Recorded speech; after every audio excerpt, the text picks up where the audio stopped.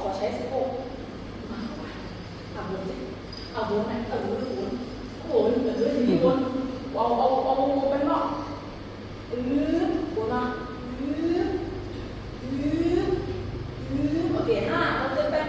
1 2และมาดึงนี่อันนี้แขนตึงซ้ายแขนตึงเก็บทึบ1 รอบโอเคขวาแขนตึงนะแขนตึงและลากขอสวยๆอีกรอบนึงสวยๆย่อเยอะ5 6 7 8และ